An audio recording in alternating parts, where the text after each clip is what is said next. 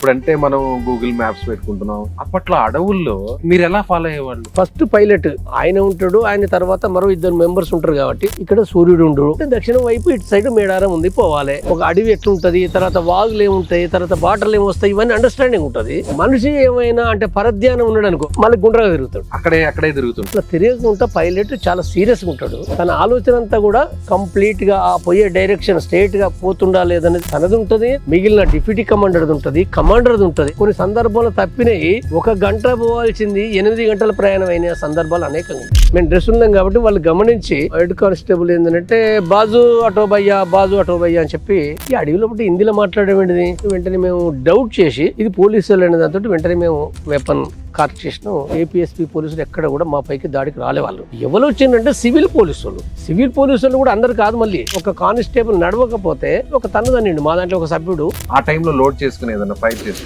అప్పుడు ఏం జరిగింది? ఫైరింగ్ చేయకుండా ఇంకా వేరే సమస్య ఏం లేదు. అది తప్పని పరిస్థితి.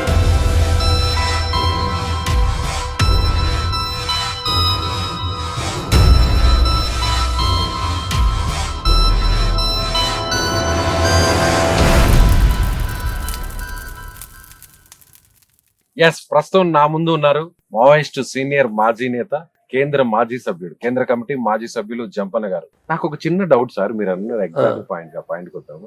ఇప్పుడంటే మనం గూగుల్ మ్యాప్స్ పెట్టుకుంటున్నాం. ఎవరైనా ప్రతి ఒక్కరు ఆ లొకేషన్ ఆన్ చేసుకుని ఆ స్పాట్ కి వెళ్తున్నారు. Live location, present location share చేయమన్నారు, వెళ్ళిపోతున్నాం ఈజీగా.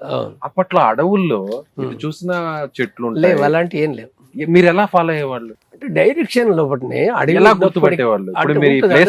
అండర్స్టాండింగ్ ఉంటది. అంటే ఒక అనుభవం తర్వాత అంటే పోయే వ్యక్తి ఫస్ట్ పైలట్ ఎవరైతే ముందు నడిచే వాళ్ళు పూర్తి అవగాహన పైలట్ అంటారు కదా, ఆయన ఉంటాడు. ఆయన తర్వాత మరో ఇద్దరు మెంబర్స్ ఉంటారు కాబట్టి వాళ్ళకి కొంత అవగాహన ఉన్న వాళ్ళే ఉంటారు. కాబట్టి ఈ డైరెక్షన్ ఎట్లా పోతున్నాం అంటే మనం ఈ డైరెక్షన్ ఇట్లా పోయేటప్పుడు ఇప్పుడు స్ట్రేట్ గా ఇక్కడ సూర్యుడు ఉండడు.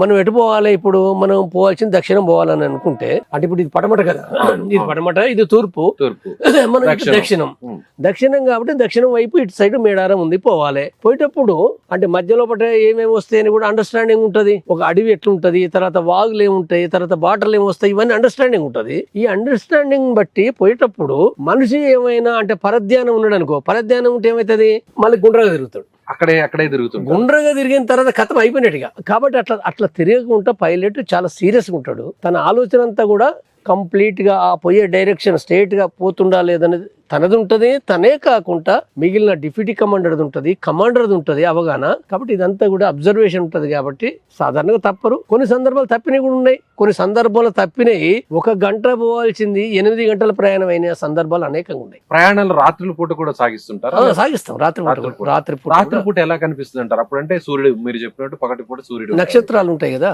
నక్షత్రాలను ఎలా ఐడెంటిఫై చేస్తారు? అంటే దాంట్లో ఇప్పుడు ఆ చుక్కలు ఉంటాయి. ఇప్పుడు తోక చుక్కలు అనేవి ఉంటాయి కదా, తోక చుక్కలు చంద్రుడు ఇప్పుడు ఏ టైంలో 6-7 గంటలకు స్టార్ట్ అయ్యి తిరిగి పైకి వస్తుంటాడు కదా. ఆ చంద్రుడిని నక్షత్రాలను దృష్టిలో పెట్టుకొని అట్లా. అంటే ఆ సమయం అనేది ఎలా సెట్ అయ్యేది సార్ మీకు? అంటే రాత్రి పగలు అనేది ఉంటుంది చూసారా? అంటే మీరు పర్టికులర్ గా ఒక టార్గెట్ పెట్టుకుంటారా? చీకటి పడే లోపు అక్కడికి వెళ్ళిపోవాలి, లేదంటే రాత్రి నుంచి ఉదయం వాచ్ ఉంటది కదా, వాచ్లు ఉంటాయి కదా. వాచ్ అందరికి ఉంటాయి కానీ 2-3 ఉంటాయి వాచ్లు. కాబట్టి వాచ్ తర్వాత ఈ నక్షత్రాలు ఇవన్నిటిని బట్టి ఏంటంటే పోతారు. టెక్నాలజీ లేని టైంలో అంటే మేము పోయినప్పుడు వాచ్ ఉన్నది, ఇదే టెక్నాలజీ, ఇంకా వేరేం లేదు. మైండే, ఇంకా వేరేం లేదు. అంటే ఇక్కడ ఈ ఘటన ఏంటంటే మేము పోయేటప్పుడు మబ్బులు పడడంతో మేము చివర్లో ఐలాపూర్ క్యాంపు దగ్గరికి వచ్చిన తర్వాత ఏంటంటే మేము బాట ఎక్కినాం. మేము బల్లబాట, అది రోడ్ కాదు, అది మామూలు సాధారణ బల్లబాట. ఈ బల్లబాట వంటి ఐలాపూర్ క్యాంపుకు ఏటూరు నాగర్ నుంచి బియ్యం తీసుకొని వస్తారు పోలీసులు. బండి నిండా బియ్యం పెట్టుకొని, బియ్యము కూరగాయలు వాళ్ళ సరుకులన్నీ తీసుకొని వస్తున్నారు. వాళ్ళు సివిల్ డ్రెస్ ఉన్నారు, మిలిటరీ డ్రెస్లో లేరు వాళ్ళు. మేము నడుస్తున్నాం, బాట అంటే నడుస్తున్నాం. వాళ్ళు ఫస్ట్ గమనించారు, ఎందుకంటే మేము డ్రెస్సులు ఉన్నాం కాబట్టి వాళ్ళు గమనించి అందులో ఉన్న హెడ్ కానిస్టేబుల్ ఏంటంటే బాజు ఆటో భయ్యా అని చెప్పి ఆ హెడ్ కానిస్టేబుల్ మాట్లాడు అసలు ఈ అడవిలో బట్టి హిందీలో మాట్లాడేది. ఎందుకు హిందీలో మాట్లాడారు? వాళ్ళు తెలుగే అయినప్పటికీ వాళ్ళకి సాధారణంగా హిందీలో పట్ట మాట్లాడడం అలవాటు కదా సాధారణంగా.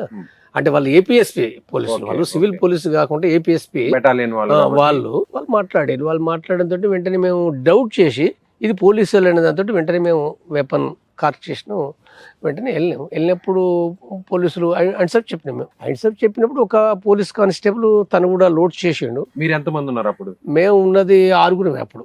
6 మంది ఆరుగురు. నక్సలైట్స్. పోలీసులు ఎంతమంది ఉన్నారు? పోలీసులు వాళ్ళు ఉన్నది 3.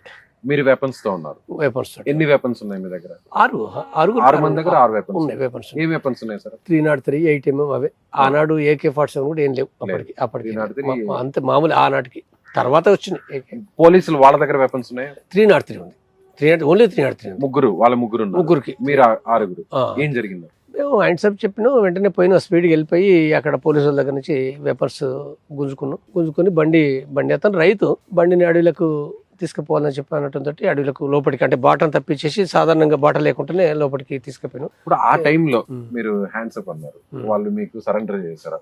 వెపన్స్ ఉంటారు. ఆ టైంలో లోడ్ చేసుకుని ఏదైనా ఫైర్ చేస్తుంటే అప్పుడు ఏం జరిగింది?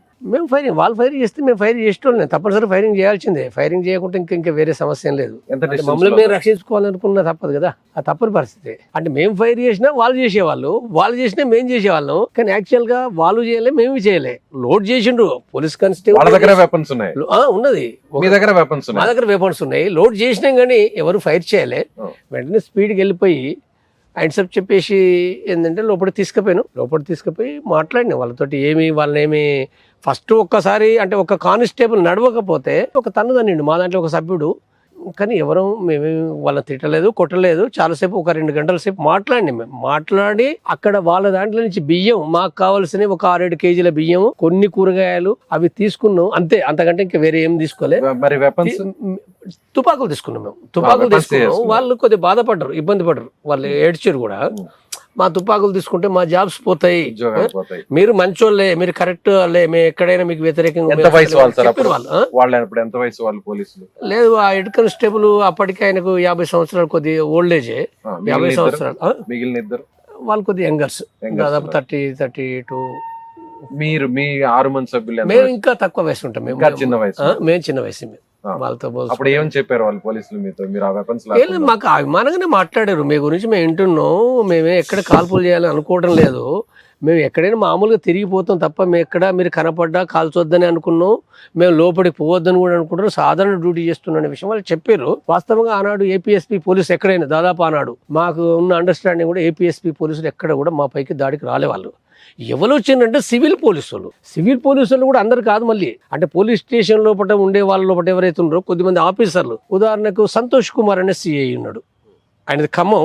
సిఐ కొద్దిగా అంటే మా కోసం చాలా ఎంగేజ్ అయ్యండు, సీరియస్గా ఎంగేజ్ అయ్యండు. కానీ అందరు ఎస్ఐలు కూడా ఎంగేజ్ కాలే, అందరు కానిస్టేబుల్ కూడా ఎంగేజ్ కాలే. వాళ్ళకి తెలుసు కదా పీపుల్స్ వార్ ఏంటనే విషయం వాళ్ళకి తెలుసు. ప్రజలు నిత్యం కలుస్తుండ్రు. తర్వాత వాళ్ళు కూడా వాళ్ళంతా కూడా పేద రైతుల బిడ్డలే కదా, వాళ్ళకి ఎందుకు ఉండదు కదా సార్. ఇప్పుడు వాళ్ళు కూడా పోలీస్ డ్యూటీ చేస్తున్నారు, వాళ్ళు కూడా గవర్నమెంట్ ఇచ్చిన ఇన్స్ట్రక్షన్స్, వాళ్ళు కూడా లా అండ్ ఆర్డర్ కంట్రోల్ చేయవలసి వస్తుంది. సో వాళ్ళు కూడా వాళ్ళ డ్యూటీ వాళ్ళు చేస్తున్నారు. మీరు కూడా పెత్తందారి వ్యవస్థ మీద, భూస్వాముల మీద పోరాటం చేస్తున్నారు, ఒక స్వరాజ్యాన్ని తీసుకురావాలని మీరు ప్రయత్నం చేస్తున్నారు. మీ డ్యూటీ మీరు చేస్తున్నారు, వాళ్ళ డ్యూటీ వాళ్ళు చేస్తున్నారు.